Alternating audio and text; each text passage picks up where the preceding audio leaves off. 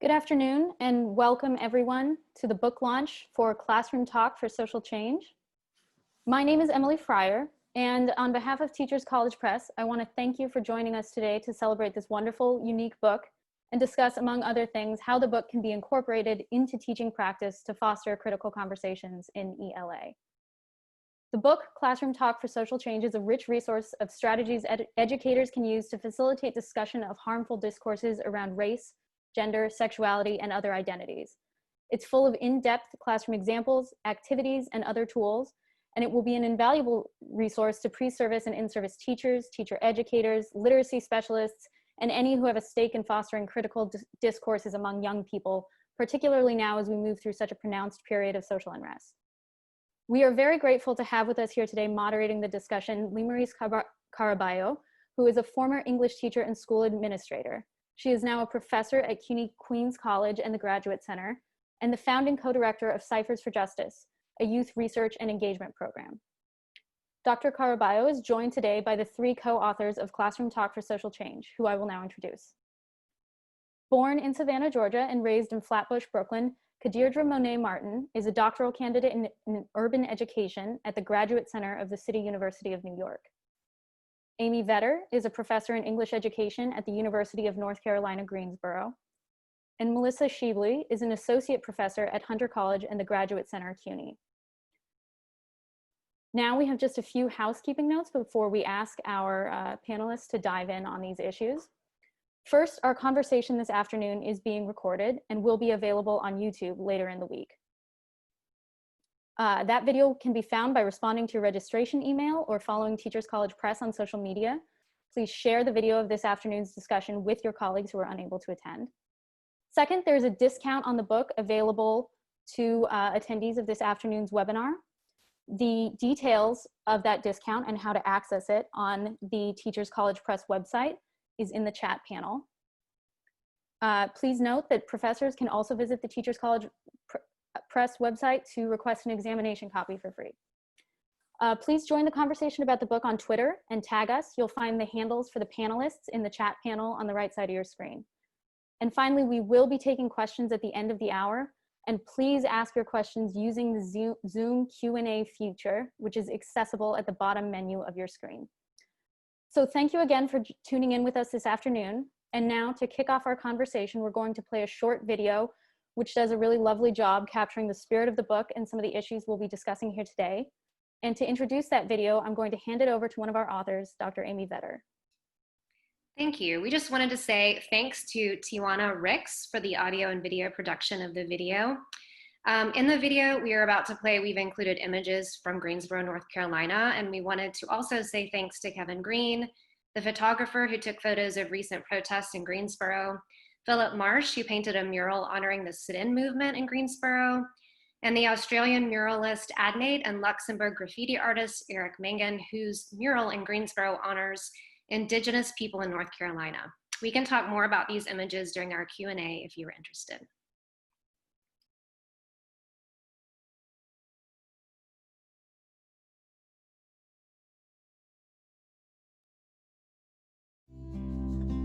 Classroom Talk for Social Change, Critical Conversations in English Language Arts by Melissa Schieble, Associate Professor of English Education, Hunter College, CUNY. Amy Vetter, Professor of English Education, UNC Greensboro. And Kahdeidra Monét Martin, Doctoral Candidate in Urban Education, the Graduate Center, CUNY. So my name is David Connor. I have worked at Hunter College and the Graduate Center of CUNY. I've been an educator for 30 plus years, and although I'm retired, I still work part-time. I was happy when Melissa, Amy, and Kahdeidra invited me to participate in their book by doing an illustration for their cover. And so for their particular book, I wanted to keep it simple. I wanted a classroom. I wanted an aspect of the classroom because I knew I couldn't fit the whole thing in there. And so I decided on a teacher and kids or young people. I wanted to consciously reflect diversity in terms of race, ethnicity, gender, ability, and religion. In art, we can take some liberties. So the angle is pretty much an invented one. It does allow all of the students and the teacher to be seen somewhat equally represented. I definitely wanted to show some form of engagement, so they look as if they are talking or listening or both. Some have access to a computer or a pencil or a paper. I wanted to show dynamism, to show equal participation of sorts, and that's why there are hands either up in the air or making gestures of, I guess, the way that we use our arms when we're speaking sometimes. And I wanted to make sure that it was reflective of the contents of the book, which honor the notion that everybody in class is valuable, has experiences, histories, points of view that need to be shared, that need to be tapped into. One of the jobs of a teacher is to create spaces for this to occur and to be the mediator of the knowledge that comes into the room, to help bring it out, to help shape it, to help make sure everybody's represented.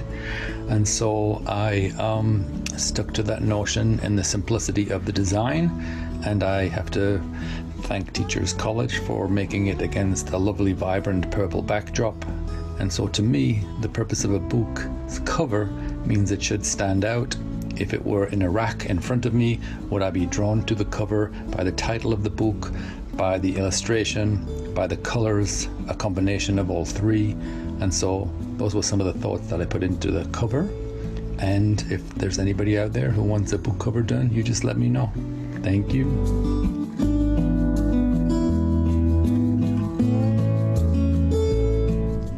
Classroom Talk for Social Change is a book for English language arts teachers, teacher educators, literacy coaches, and school leaders looking for resources and guidance on how to lead difficult conversations about social identities, including race, class, gender, sexuality, ability, and other oppressions in the classroom. Critical Conversations support students with the tools to speak back to injustices they encounter in and out of school, support grassroots activism among youth, and build students' literacies for full participation in civic life and democracy. The authors take readers through a framework for fostering critical conversations. The framework includes building knowledge about power, adopting a critical learner stance, enacting critical pedagogies, using critical talk moves, and embracing vulnerability. These concepts are interrelated. Building knowledge about power is necessary for understanding the histories underlying racist or sexist language used in schools. In addition, understanding how power works in society can help students unpack those issues during critical conversations. The book offers discussion of dominant narratives, such as individualism and meritocracy, that uphold the status quo, and suggested readings and resources for building knowledge about the histories of race, class, gender, sexuality, and ability. When teachers engage in both critical self-reflection and critical consciousness, they enact a critical learner stance, which is a mindset that embraces the possibility for challenging, rethinking, or developing nuanced understandings about our knowledge about systems, power, privilege, and oppression. Adopting a critical learner stance requires a shift in thinking from demonstrating what we know to opening ourselves to what we don't know yet. This work entails reflexivity, empathy, and flexibility. Pedagogical foundation for critical conversations is an approach to teaching and learning rooted in critical pedagogies that uncovers how social systems such as classism, racism, and sexism operate. In English classrooms, this approach focuses on uncovering how ideologies circulate in the text from our everyday lives, including media and literature, as a critical form of literacy. Building awareness of classroom talk during critical conversations requires a focus not only on the content, but also the structure of the talk. Critical talk moves ignite inquiry, are inclusive of multiple perspectives, disrupt status quo thinking, and are action-oriented. A final part of framework includes how emotions are part of the learning process when talking about power. The book addresses vulnerability as feeling exposed in the context of critical conversations. Embracing vulnerability is a sign of growth and is an important entry point to building critical knowledge about the self and society.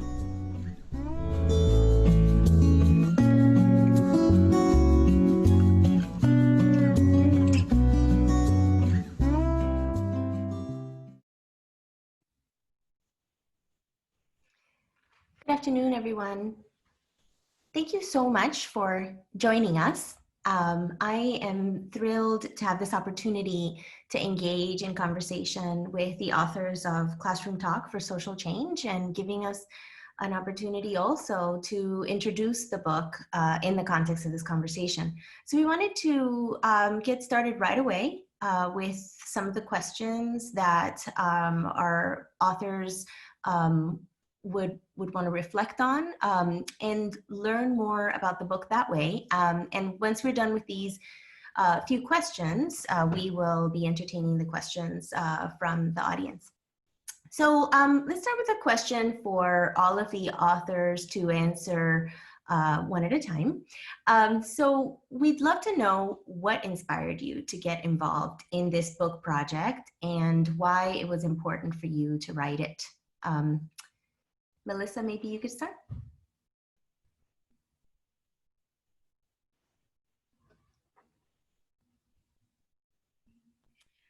Welcome everybody, and again, thank you to Limarys and to Teachers College Press for starting us off with this book launch. We appreciate your time in joining us. So I've always been, to answer your question about what inspired us to get involved in the book project, I've always been inspired in research on dialogic instruction. When I was an undergraduate in my teacher education program at the University of Wisconsin-Madison, I took a class with Professor Martin Nystrand, and we read his book on opening dialogue. And that was, at least for my generation, one of the first books on really looking at classroom talk, classroom dialogue, and thinking about meaningful classroom discussion in ELA. And so that really started my journey on just my fascination with this work.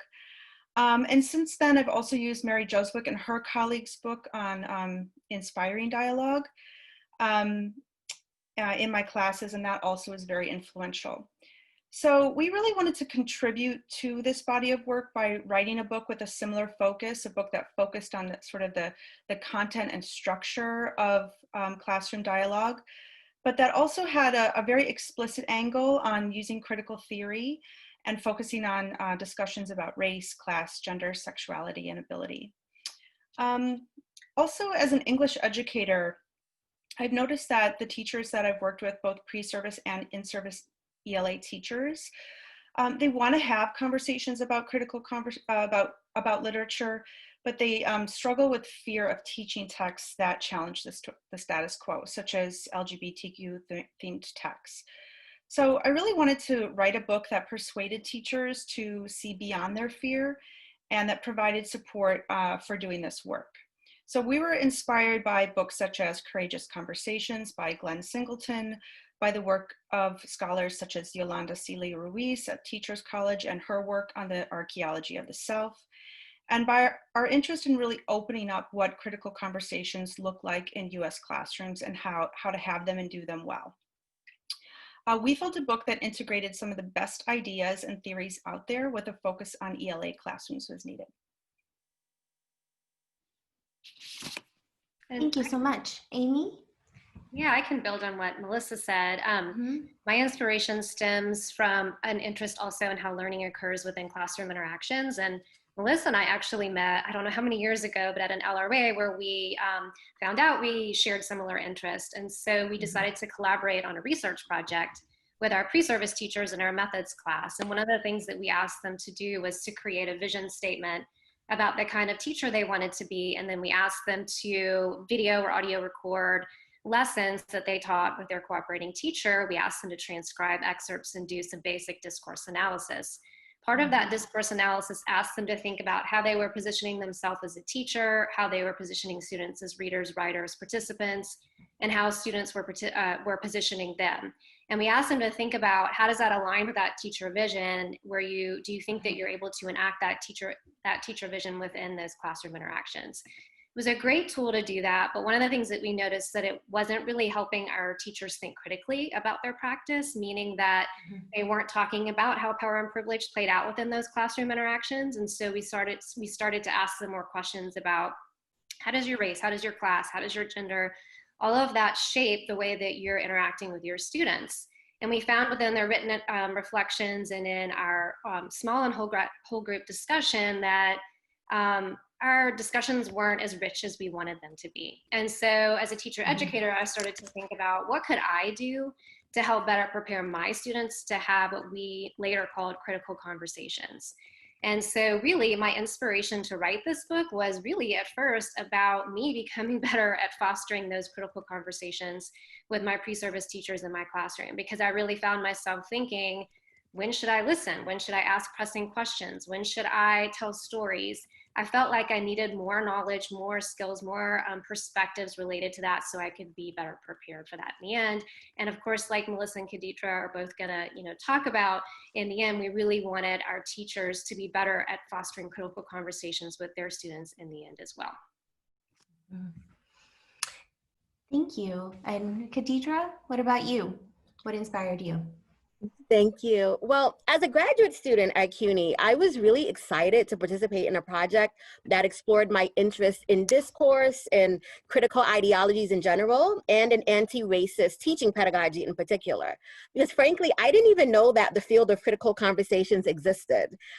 So I was just thrilled to be involved in a project that tackled discussion about issues of race and class in particular. As a middle and high school student, I was always engaged in these topics, and I yearned to discuss them in class. But what I found was that even my teachers who had the best intentions, they frankly didn't have the skill sets to be able to handle, right, these kind of hot button topics in the classroom. So most of their affirmation of me and most of their affirmation of my inquisitiveness about these issues happened on a one-on-one basis, right? But in the whole class setting, I found that it was really challenging for them to facilitate these conversations. So it's something that I've been curious about. And now as an educator myself, I teach courses that center race and ethnicity. And I'm just really excited to be able to build my skill set in facilitating discussions on these issues, particularly with a diverse group of students. Thank you, Kahdeidra. So all of these responses make a whole lot of sense to me in terms of why I was so drawn to the seamless weaving of the personal, the theoretical, and the practical in the book. And so I'm really interested as well in your next question, which is to go a little bit more deeply into your own background and perspective, and how your background and perspective informed your approach to critical conversations in classrooms. So picking up on the responses that you've already addressed, but specifically with how these backgrounds have informed this approach. And so would Amy like to start? Yes, thank you. I would love to start.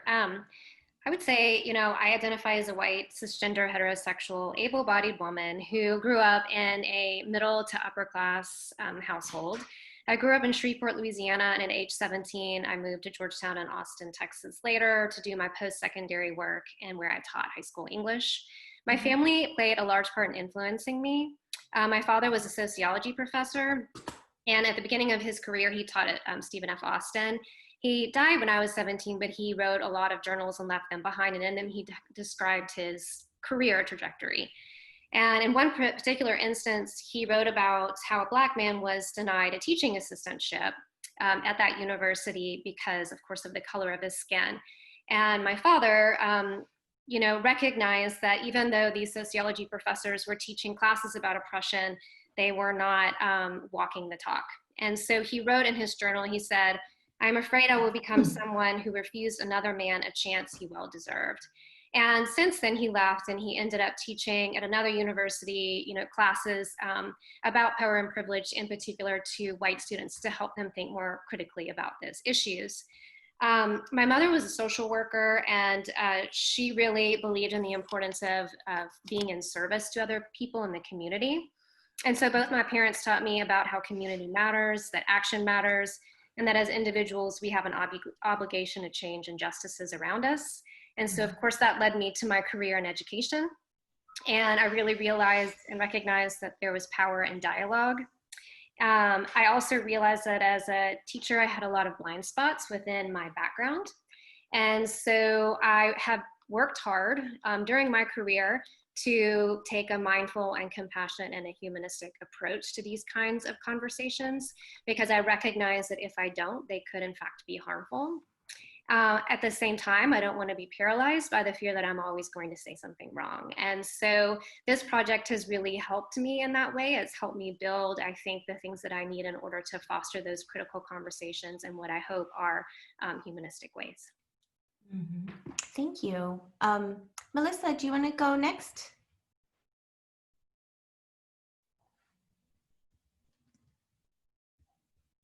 So I identify as a white, temporarily able-bodied, cisgender and heterosexual woman. I was raised in a small town in the Midwest, and I would say that most of my life as a child and young adult really reflected a white Eurocentric perspective. I attended primarily white schools. I did not have a teacher of color until I was in college, and my worldview at that stage in my life really reinforced whiteness and white supremacy, patriarchy, and heteronormativity as normal and desirable. And so, you know, through a critical education, I was really able to think critically and reflect and be differently in the world, take actions differently in the world, in a world that for me as a child and young adult was really shaped by systemic racism and classism. And so I really believe that through a critical education, you know, that really transformed my worldview and helped me, you know, think about the privileges and resource inequities that I benefited from as a white woman who attended well-resourced schools. And so that has always been a driving factor for me in the research, in my teaching, and also trying to be transparent about my own identities and about the power that I believe a critical education can have on people and on our world.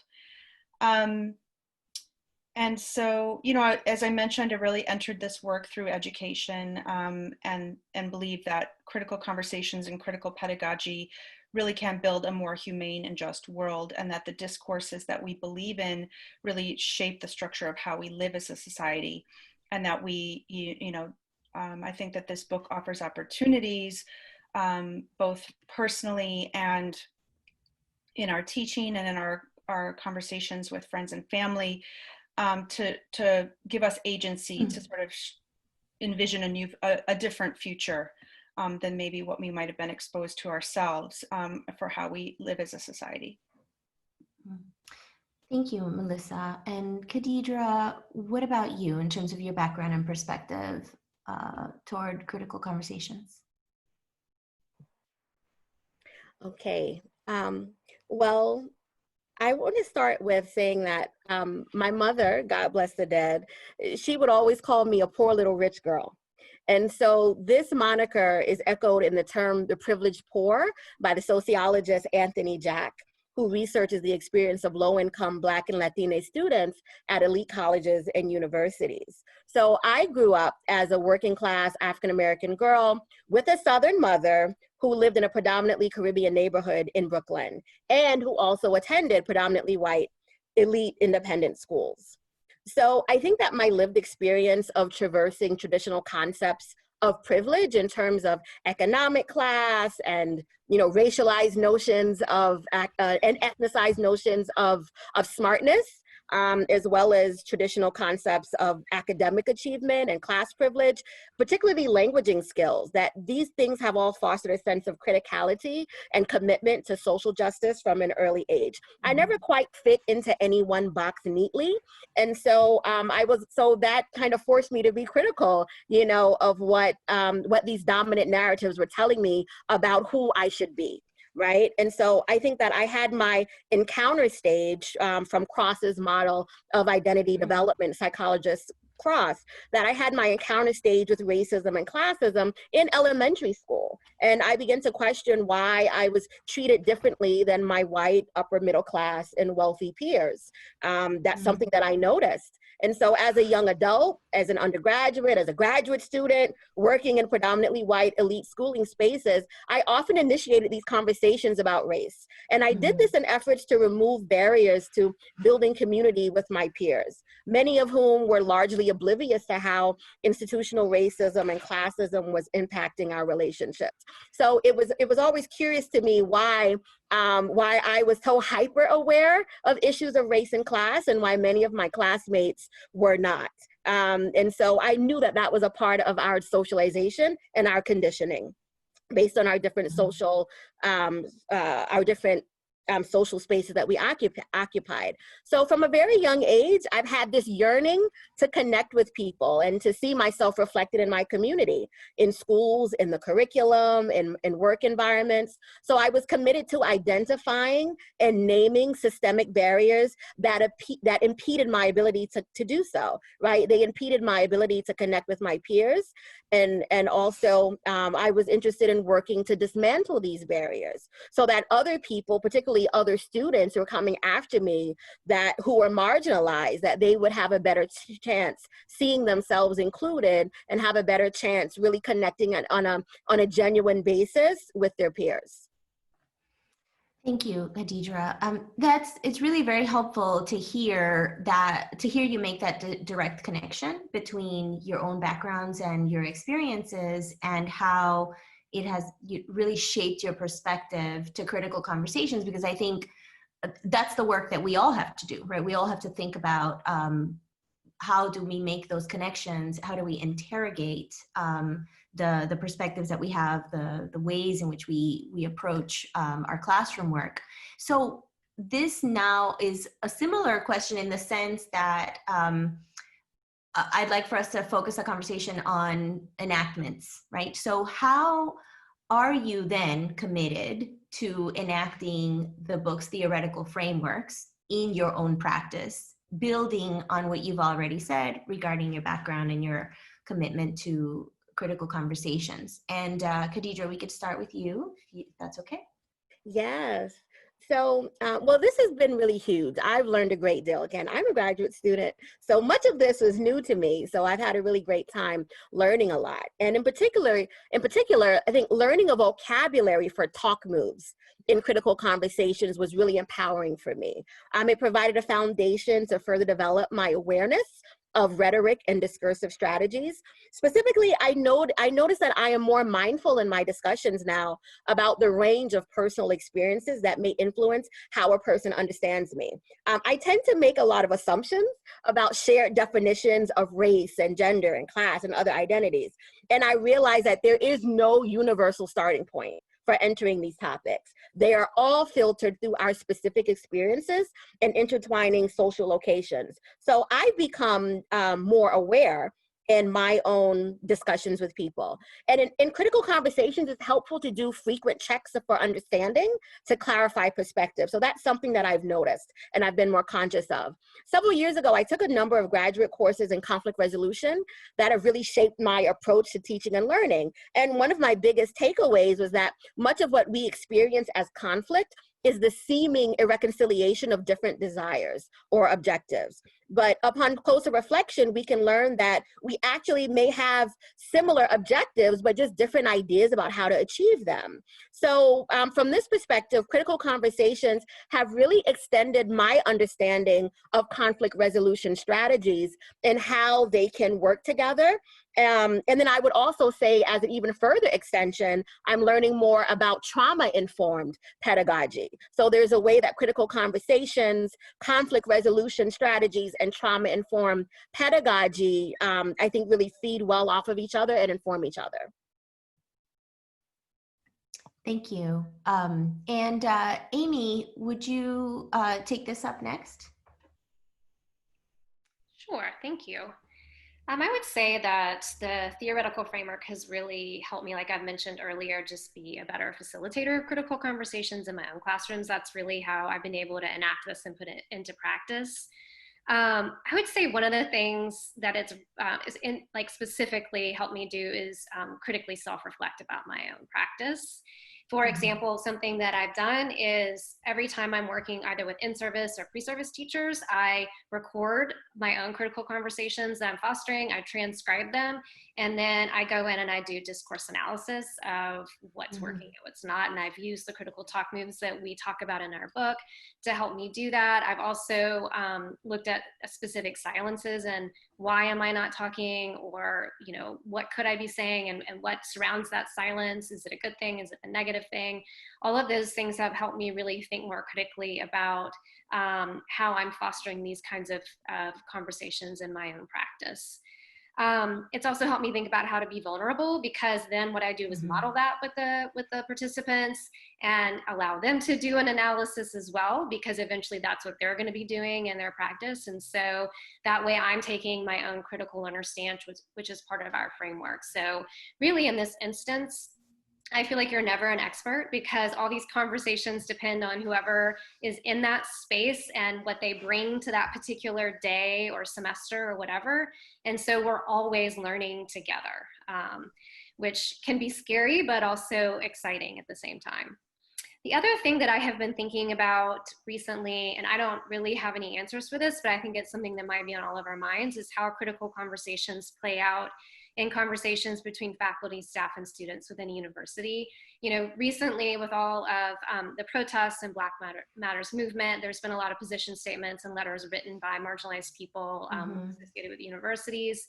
And so there's a lot of discussion about how can we be more aware of those issues, how can we have conversations about these issues, and how can we take action.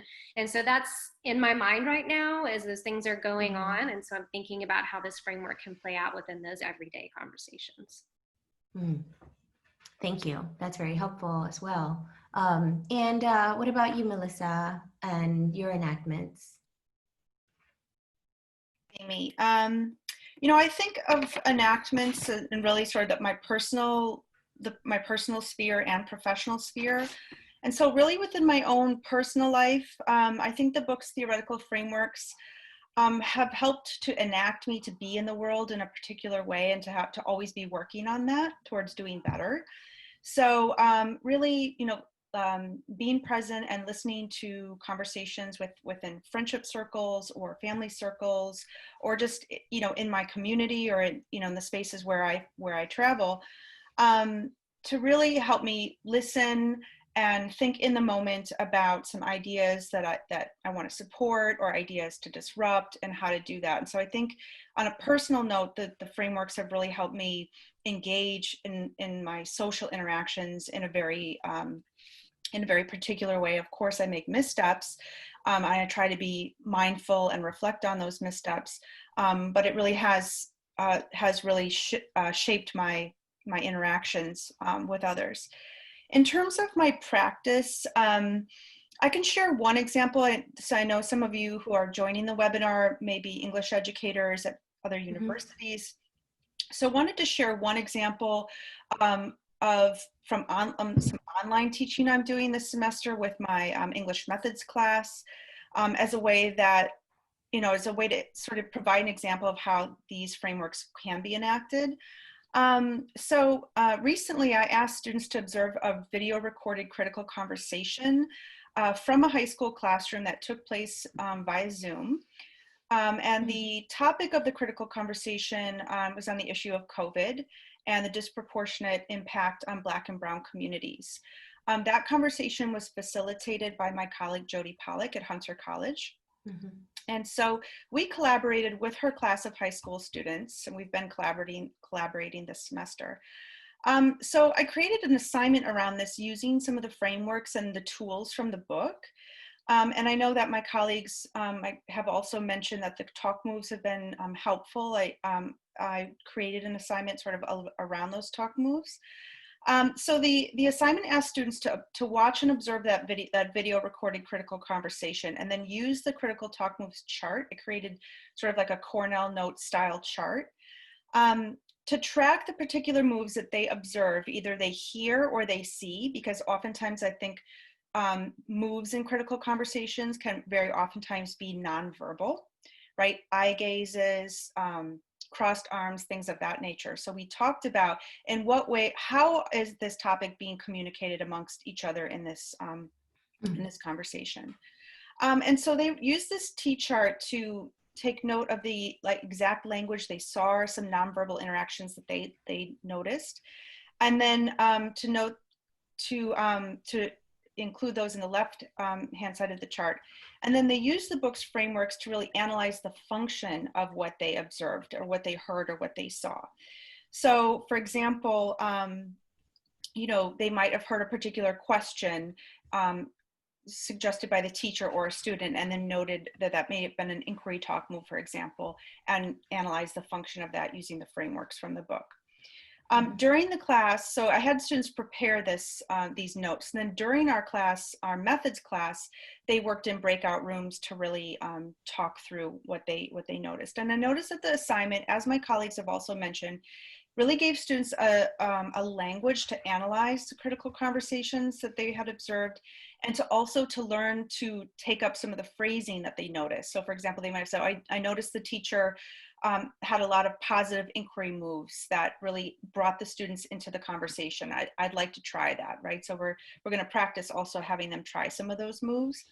I also really learned a lot from what the students noticed, that certain you know, phrases functioned as multiple talk moves at once. For instance, disruptive and inclusive. And so there, you know, working with my teacher candidates also just gave me a lot of insight into how this talk is really complex, both from a content and discourse perspective. Thank you, Melissa. That was really helpful and a great transition to our next question, where it would be great if you could give us a short response, just so that we can move to the questions from the group, from the audience. So if we could keep it to like a minute. Following on what you all three have just shared, because it's so difficult to really sort of navigate this tension between providing a resource that is theoretically sound, but also practice-based and useful without being prescriptive and reductionist. So what is your vision for how readers will engage with the book? And Melissa, if you could sort of pick this one up.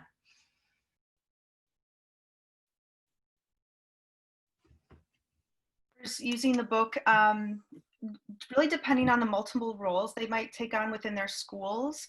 Mm-hmm. So our overall goal for the book is for the book to help readers sort of develop their interactional awareness of critical conversations, kind of to really be able to think in the moment, you know, in the moment of classroom talk about how to facilitate and what to pay attention to.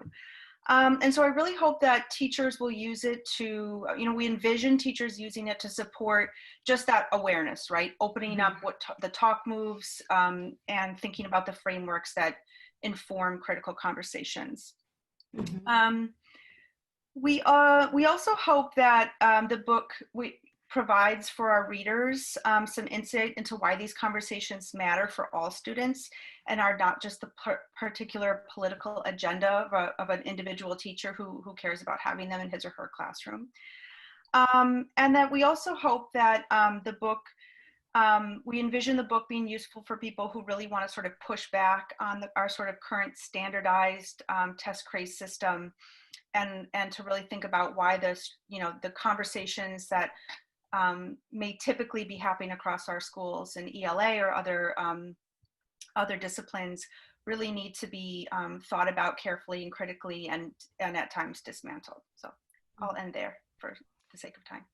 Thank you, Melissa. That's very, very helpful. And, to go a little bit more deeply then into what this resource might look like in the classroom, a question for Kahdeidra would be, what advice do you have for educators seeking to practice critical conversations, particularly in this upcoming year? Okay, so I'm going to go through this quickly, and then I think what I'll also do is to maybe copy and paste it in the chat so that you all can see the steps, because I do have some for you. So the first thing that I advise is to do a preliminary assessment of what your discussion strategies are, right? We all start from someplace. We all have a particular style. So what are you doing already? How would you characterize your discussion style? That's who you are authentically, and that's where you need to start from, because that's going to be your strength, right? So what aspects do you feel you're strong in, both within and beyond critical talk moves? And then what are you most interested in improving? From there, choose one or two strategies that you would like to strengthen throughout a semester or throughout the year, right? This is an ongoing process. It's a recursive process. So don't get overwhelmed like trying to do everything at once. Just choose one or two things that you'd like to work on, and then you will incrementally build up your toolbox. The next thing that's really important is to identify your triggers, okay? What are your hot button topics that may cause you to lose your cool? We all have them, right? We all have the things that we're really passionate about, and it's really important for you to just know them, right? You don't have to change who you are, but you need to know what they are. So what are some things that people do during conversations that annoy or offend you? What might they be, and how might your reactions influence your reception to dialogue? In addition to your triggers, identify your biases, right? What issues do you feel strongly about? Where are your morals challenged, right? What are deal breakers for you in your personal life? You need to know what these are so that you can reconcile them when in your professional work in schools. And then before you attempt to facilitate expressly critical conversation in the classroom, practice. So develop some scenarios that include your triggers and biases as well, and role play them, role play what your potential responses may be. You can work with a trusted colleague, with a friend or family member, and to develop and practice these exercises. And then finally, stay humble. This is an ongoing recursive process. Be conscious of the ways that identities are not fixed, but are relational, and they require our constant reflection and revisions. The person you are now is not going to be the same person who you are at the end of the semester or even at the end of the year. So be conscious of that, be kind to yourself, be compassionate to yourself, and be compassionate to your students. Thank you so much, Kahdeidra. And that is really helpful and very concrete in a way that really sort of brings to life the frameworks in the book. And so our last question before we open up to questions from the audience is for Amy. What are the affordances and limitations of facilitating critical conversations in an online environment? And what advice do you have for facilitating online teacher inquiry groups? Yeah, I think this is pretty relevant right now because we're all online pretty much. I think the advice and the things that I'm going to talk about really depends on what level, what age group, if you're working with pre-service or in-service teachers. With that said though, I think that you can definitely work through this format or the framework that we have in the book in an online format. In fact, we did that with the teacher inquiry groups that we were working with. The reason we did was because even though we were in two different states, and I worked with one state and all of us were in different cities in the state. And so one affordance is, of course, that people from all over can meet together in an online format. Your timing is also more flexible. Building community can be hard, but you can also get to know other aspects about people. Like you do see their animals, you see their babies, you see their gardens, you see them cooking. And that has been a really nice connection that you can make. The chat function is of course helpful because if someone's not comfortable speaking, they can type it and you can read it that way. So you've got some other communication. You can record it, you can transcribe it, which is something I really believe in. It helps everybody become better at these discussions. And of course, just like in face-to-face, you can also meet in one-on-one. You know, oftentimes as a facilitator, we might notice someone is feeling particularly quiet that day and we want to follow up with them one-on-one to see what's going on, and that helps inform us for the next discussion. Constraints, we all know the constraints. We're living it right now, but of course it's technology. Sometimes it works, sometimes it doesn't. that cameras are a great thing, but not everybody can use a camera. There's particular reasons why they don't, but that certainly can affect the way that you build a community. And it certainly affects how a facilitator can read the nonverbal communication, as Melissa was describing.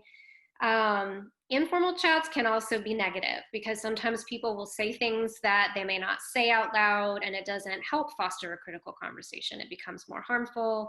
So as a facilitator, you want to make sure you can be in charge of both, not just one.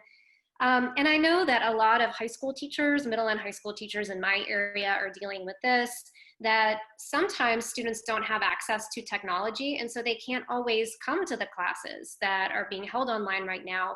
And when you don't have a consistent group of students, it's pretty hard to build trust and community within that group. And a lot of this has to do with internet issues. It might also have to do with large families that only have one computer and all the kids have to share, that kind of thing. So that can be an issue. Advice for people who want to do this kind of work in inquiry groups or in high school or whatever, I would say have the participants reflect on the question before they come to the discussion. Give them a week, give them a couple of days to write it down, because you're going to have a better conversation after that. Model discussion through your own analysis. Like I described earlier, how I would transcribe my own conversation, put it up there, do all of that. That helps significantly. Allow students to talk in small groups and then come back as a whole group. If you try to do it all as a whole group, only a certain amount of people are going to talk. It really helps produce a richer conversation. And you might even go back and forth depending on what's going on. Make sure that you develop shared norms and expectations. We did this, and we really used courageous conversations and brave conversations to help with that. And then last but not least, relevant and timely topics. That really relates to what Melissa was talking about earlier in Jody's classroom, where if you pick something that's relevant and timely, of course your participants are going to engage in it more, and they're going to be more passionate about it, and you can get them to dialogue better in a more richer way. Thank you. Another set of really wonderful and applicable suggestions and advice for this current challenging moment. So we now can take our attention to the questions that have been submitted from the audience. And we have one that asks us to follow up on this idea of seeing beyond fear. So Melissa discussed, I'm going to read the question, how teachers should see beyond fear, in quotes, and I'm curious how white teachers can do that while also allowing their identities inform their classroom discussions, as mentioned by Amy, especially when giving people of color and so BIPOC members of our learning community more space. How do we overcome the feelings associated with being a member of the marginalizing, colonizing group? So if any of you would like to take that up first. Well, I can take up the, thank you to the audience member for the question. I can take up the part of the question about seeing beyond fear, because maybe that relates a bit more personally to my own experiences as a white teacher, teaching in more spaces where more dominant cultural narratives were powerful in the community. And I think that, I hear sometimes even from pre-service teachers that, I'm really committed to doing this work, but I think once I have some teaching experience or once I have tenures, is where we are as teachers are in a tenure system. And so I think that's a really hard question. It's a question that often comes up when we present on this work. I don't think it's a question that has an easy answer or even a clear-cut answer. I think every teacher, educator, anybody who commits to having critical conversations does need to think ahead of time about, but, and certainly, I don't mean to be preaching on this. I think all our teachers do think this, but think about, what is the context where I'm teaching, and how is that going to influence the kinds of topics that I even bring into the classroom, what's supported, what's challenged. what misinformation might be shared during critical conversations, even from myself as the teacher. What do I have knowledge about? What do I need to do some more work and some more reading about to really be an informed facilitator? And so I think seeing beyond the fear, I do think there isn't a clear-cut set of strategies, but I think there are a couple of supports that teachers can consider. And one of those is, first of all, not to do this work in isolation, right? You might be the only person at your school or a small group of colleagues at your school who are interested in talking about racism, classism, heteronormativity, and the work needs to be done. I don't think there are really any excuses for not doing the work. The work needs to be done. But there are ways to do the work given your context. So having colleagues, alliances together, and finding that support from your colleagues, finding parents in your community who do support the work, and building collaborations between parents and teachers. I think sometimes there's an assumption made, particularly in mostly white communities, that there will be phone calls to the school. So find those parents or caregivers or in the community who want the work to be done, and really include their voices at the school level. And so, also, one of the things that, even with communities using Zoom or using the virtual technology, meeting across your school district or across your towns and cities, and just finding one another and kind of supporting one another with that work. Having allies at your school who are maybe beyond your colleagues, school leaders, things like that. And so, really for me, is just to think about your context and think about what supports do I need to do this work, and to also go into it with courage, and that there is going to be vulnerability, and that's just a part of the work. And Melissa, actually, there's another question that I think would be great as a follow-up to what you've just shared. So another audience member asks, in light of the radical possibilities that exist during this school year, how can we incorporate family guardian members in our classroom conversations? And you addressed at least one way in which families can be incorporated. But I think an important framing of this question is the idea of reframing the situation that we're living in right now as radical possibilities, right? How can we draw on this resource, especially among communities that have not typically been framed as a resource? I'm going to take a step back and let some of my colleagues answer, so that I'm not speaking too much at this moment. Sure. I think it's a great follow-up.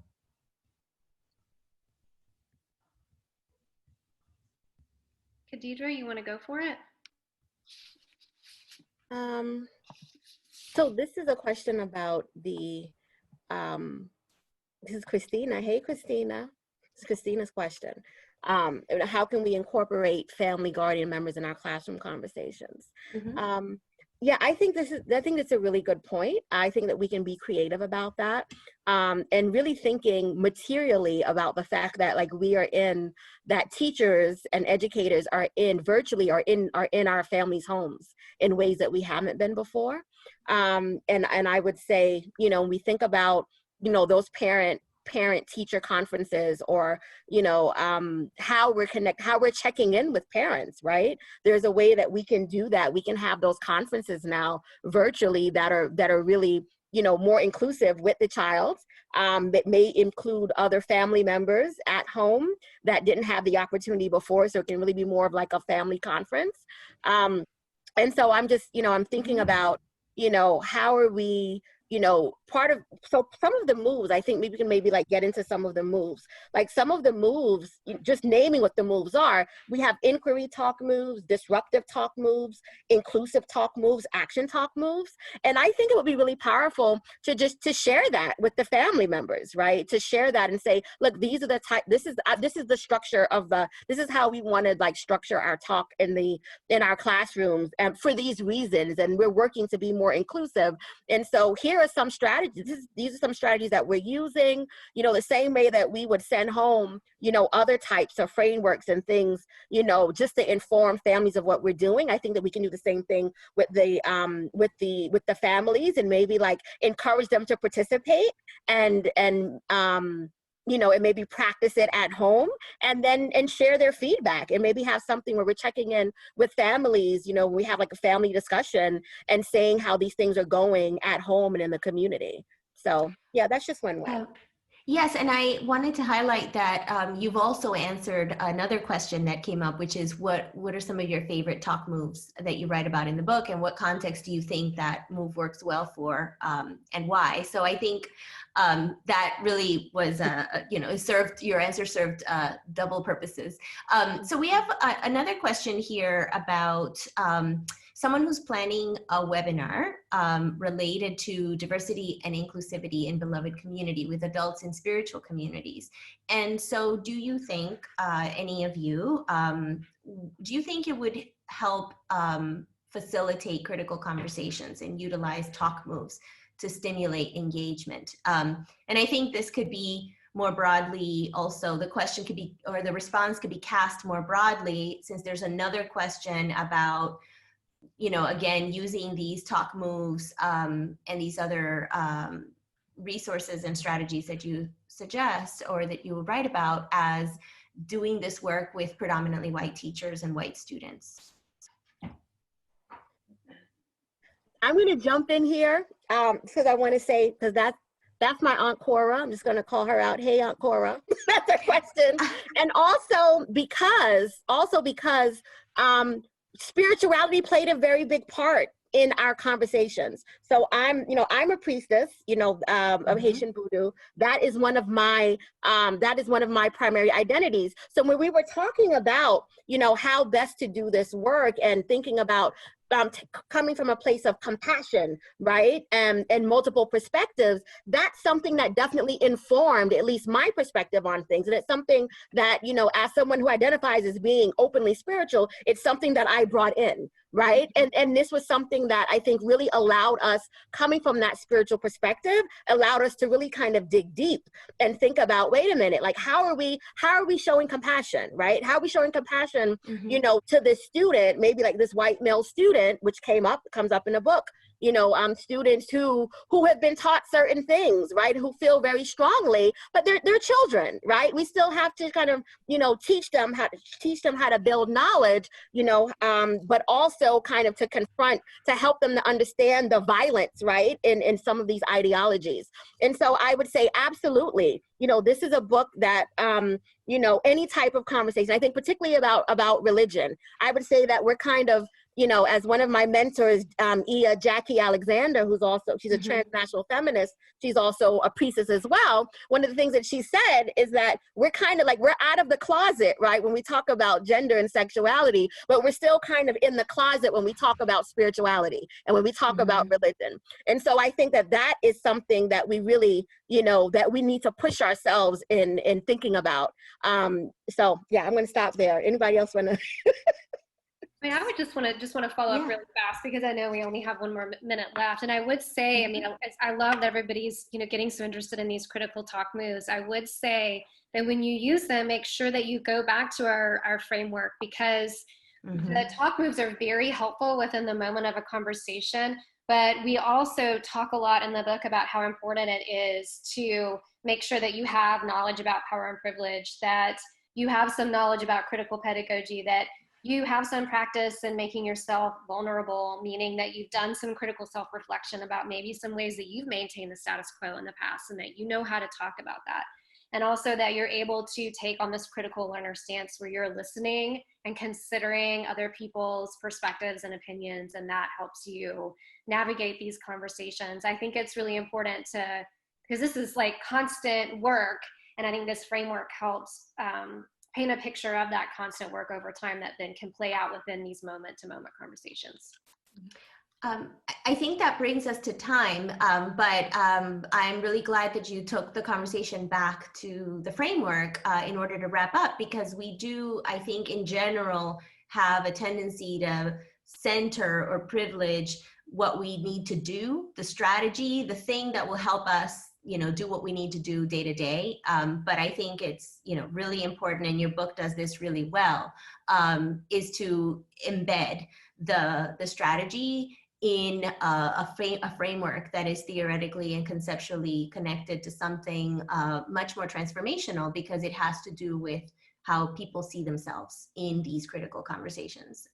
So I just want to take a moment to say thank you on behalf of the audience and everyone else who benefits from this wonderful text, for sharing your time and your insights with us. Thank you to the authors for inviting me to participate in this wonderful conversation. And thank you for everyone for making time to be with us today. Thank you. Thank you, Limarys. Thank Yes. you. Your Thank you, Emily. Yes. Thank you, everybody. This was wonderful. Thank you. Thank you, everyone. Have a great day.